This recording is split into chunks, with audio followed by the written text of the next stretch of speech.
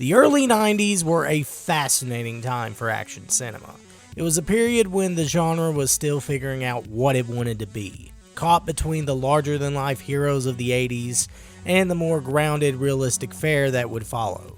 Right in the middle of this transition came 1992's Universal Soldier, a film that brought together two of the era's biggest stars, Jean-Claude Van Damme and Dolph Lundgren.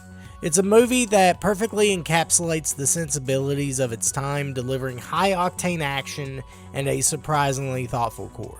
We're going to dive into how this sci-fi action flick became a cult classic and why it holds up so well today.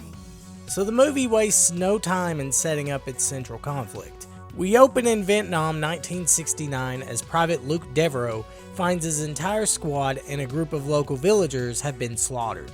The culprit is his deranged sergeant Andrew Scott, who has a gruesome collection of severed ears. Scott is about to kill a pair of hostages and tries to force Devereaux to join in, but Devereaux refuses. In the ensuing fight, both soldiers kill each other. Their bodies are then secretly taken by a secret ops team, frozen and listed as missing in action. This shocking opening sets the stage for everything that follows. Years later, both Devereaux and Scott are brought back to life as part of the Universal Soldier UNISO program, an elite counter-terrorism force. Their memories are erased with a special serum to ensure they remain obedient. The unit is sent to the Hoover Dam to handle a hostage situation. The UNISOs quickly prove their superior abilities, with one soldier even shrugging off rifle fire. However, Luke's suppressed memories start to surface when he sees two hostages who remind him of the Vietnamese villagers he failed to save. This flashback causes him to disobey his commands, and he becomes unresponsive to the control team. From the Mobile Command Center, we learn that the UNISOs are genetically enhanced soldiers with incredible strength and self-healing abilities. However, they have a major flaw. They can overheat and shut down. A technician named Woodward wants to remove Luke from the program because of his glitch, but the UNISO commander, Colonel Perry, rejects the idea.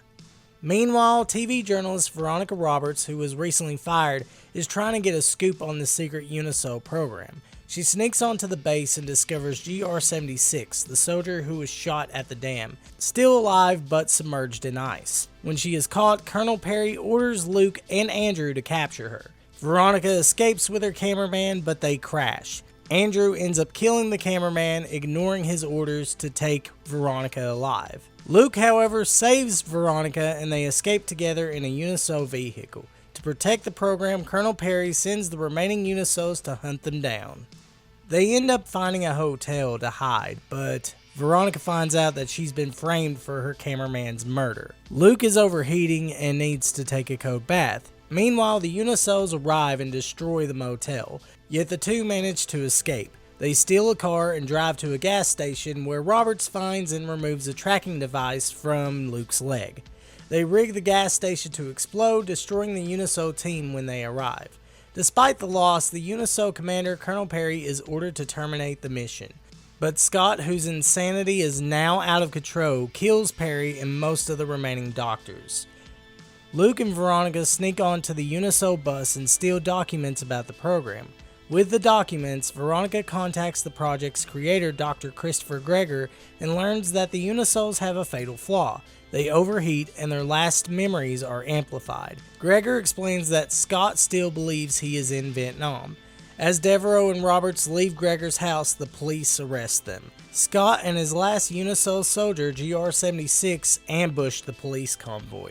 After a lengthy chase, the police bus and the UNISO truck go over a cliff and explode, killing GR-76. Luke and Veronica head to the Devereaux family farm in Louisiana. When Luke reunites with his parents, Scott suddenly appears and takes them and Veronica hostage. Scott injects himself with muscle enhancers and easily overpowers Luke, beating him without mercy. Veronica manages to get away but appears to be killed when Scott throws a grenade at her. In a last-ditch effort, Luke grabs Scott's muscle enhancers and injects himself, evening the playing field. The two fight until Luke impales Scott on the spikes of a hay harvester and activates the machine, shredding him to pieces. Afterward, Veronica, who survived the explosion, comes out of hiding and embraces Luke. Part of why the movie works so well is its perfect timing. In 1992, the action genre was moving away from invincible heroes who always had a snappy comeback.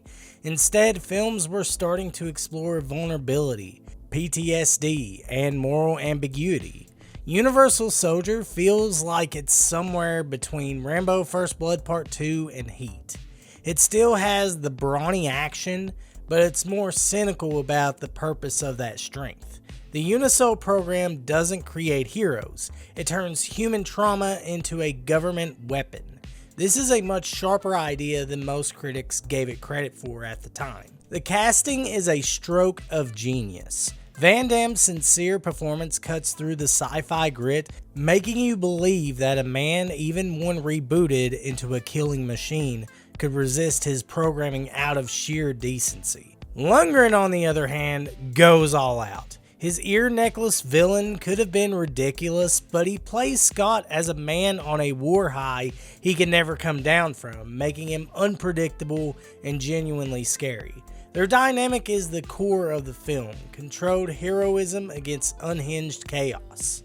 On the technical side, director Roland Emmerich and cinematographer Carl Walter Lindenlaub gave the film a sharp dynamic style.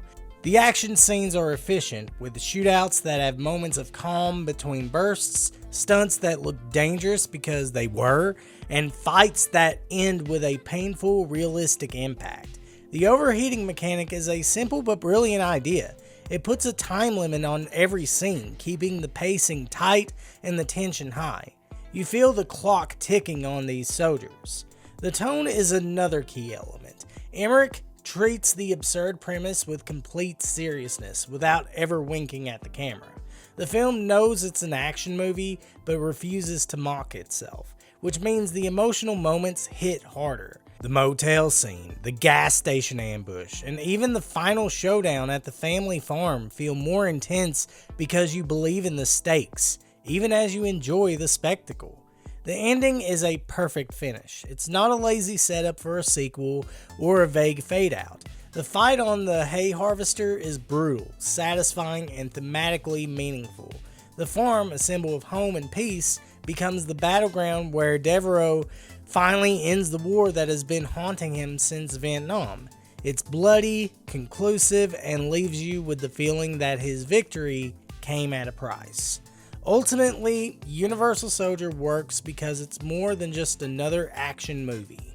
It's a rare 90s film that combines practical, high-impact action with a smart sci-fi concept and a moral center about soldiers being used and discarded long after the war is over. It's a snapshot of its time and a blueprint for what a great action film can be, proving that even the wildest concepts can resonate if you take them seriously and let the human element shine through. And thus concludes my breakdown of Universal Soldier.